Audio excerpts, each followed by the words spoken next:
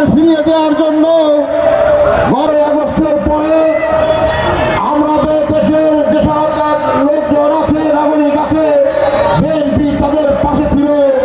BNP বিশ্বাস করে, BNP মানুষের জন্য রাজনীতি করে, বিএনপি জনগণের কিন্তু কে মুসলমান সেই হিসাব করে আমরা পথ চলি নাই।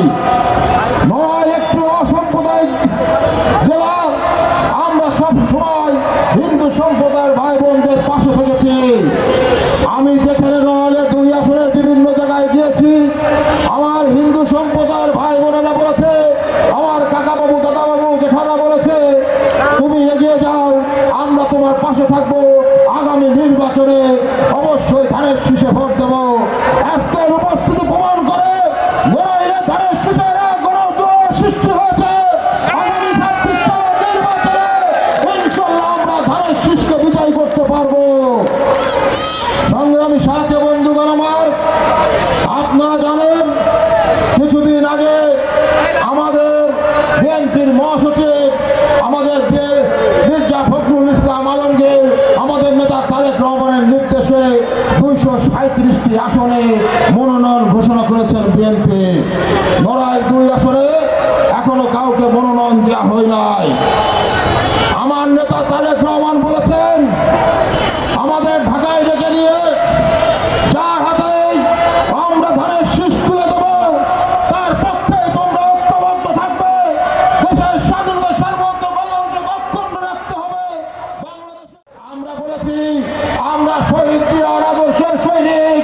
আমাদের নেতা বলেছিলেন ব্যক্তির চেয়ে দল বড়, দলের চেয়ে দেশ বড়। আমরা সেই আদর্শে বিশ্বাসী। আমার দলের জন্য, আমার বাংলাদেশের জন্য, আমার নেত্রী খালেদা জিয়ার জন্য, আমার নেতা তারেক রহমানের জন্য যদি কোনো ত্যাগ স্বীকার করতে হয়, আমরা নড়াইলের জনগণ আমরা সেই প্রস্তুতি আমরা আছি। সংগ্রামী সাথী বন্ধুগণ, অনেকেই আমাকে ব্যক্তিগতভাবে চেনেন। আমি আপনাদের মাঝে বেড়ে উঠেছি, আপনারাই আমার পথ চলার সঙ্গী। বিগত দিনে নড়াইলের কোনো মানুষ বলতে পারবে না তাদের সাথে বিয়াদবি করেছি, তাদের সাথে খারাপ ব্যবহার করেছি, কোনো অপকর্ম দুর্নীতির সাথে আমি জড়িত ছিলাম, এই কথা কেউ বলতে পারবে না। আমি বুকে হাত দিয়ে বলতে পারি।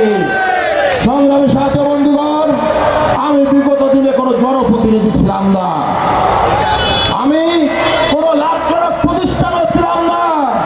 অনেকেই বিগত দিনে আমাদের দলের মনোনয়ন নিয়ে আমরা তাদের সর্বোচ্চ আসনে বসেছিলাম, জীবনকে বাজি রেখে আওয়ামী লীগের সন্ত্রাসীদের গুলির সামনে দাঁড়িয়েছিলাম, আওয়ামী লীগের সন্ত্রাসীদের সামনে দাঁড়িয়েছিলাম। তারপরও আমরা ধানের শীষের পক্ষে ছিলাম। আমরা বিএনপি থেকে যাকে মনোনয়ন দেওয়া হয়েছিল তার পক্ষে বিভিন্ন স্থানীয় নির্বাচনে ছিলাম।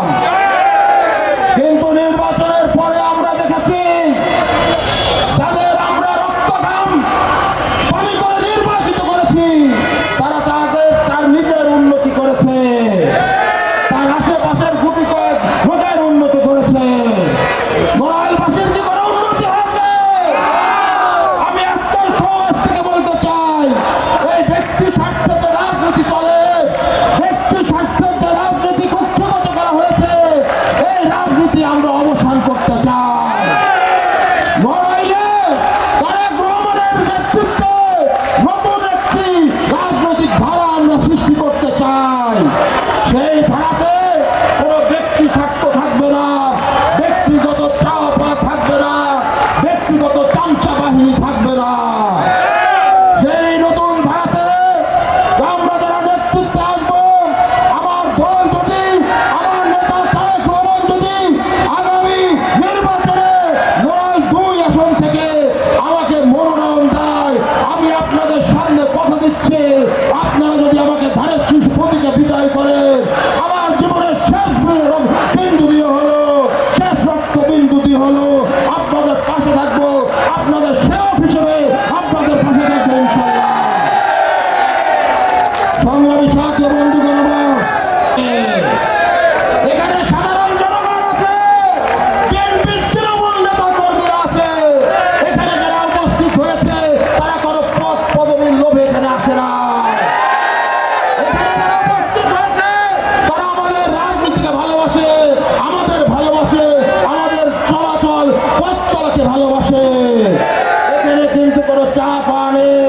কোনো কমিটির ভাগ বটোয়ারা নেই।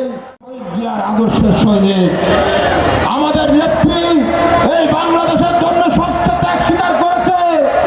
আমাদের নেত্রী ৭৫ বছর বয়সে জেলখানায় গিয়েছে ওই শেখ হাসিনা অজদের কারণে। আমার নেত্রীকে 111 সরকার জেলে পুরে বলেছিল যে আপনি আমাদের শর্ত মেনে নেন, বিএনপিকে আমরা ক্ষমতায় আনবো।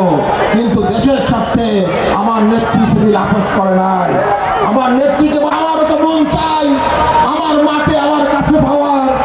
আমি আমার ভাইকে আমি শেষ বিদায় দিতে পারি নাই। আমরা যে নির্যাতন সহ্য করেছি, আজকে আপনারা দেখেছেন 40 বছরের স্মৃতি বিজড়িত শহীদ জিয়া রহমানের বাড়ি থেকে আমার নেত্রী নেতা দেশনেত্রী বেগম খালেদা জিয়া এবং তারেক রহমানের স্মৃতি বিজড়িত বাড়ি থেকে আওয়ামী লীগ সরকার বের করে দিয়েছে। আমরা বহু নির্যাতনিত হয়েছি, তারপরও আমাদের নেতা তারেক রহমান কিন্তু প্রতিহিংসার রাজনীতি করে নাই। বিগত দিনে এই নড়াইলে দেখেছেন আমাদের বিরুদ্ধে বারবার মামলা হয়েছে, আমাদের নেতা কর্মীদের বারবার নির্যাতন করা হয়েছে। কিন্তু 5ই আগস্টের পরে যে পথ পরিবর্তন হলো, আমাদের কখনো দেখেছেন সন্ত্রাসী কোনো কর্মকাণ্ড করতে, কোথাও যে চাঁদাবাজি করতে, কোথাও যে দুর্নীতির আশ্রয় নিতে আমরা এইগুলো করি নাই। আমাদের অতীত রেকর্ডও এগুলো নাই। আমাদের পরিবার এই লড়াইয়ের জন্য বিগত 3 পুরুষ থেকে রাজনীতি করছে।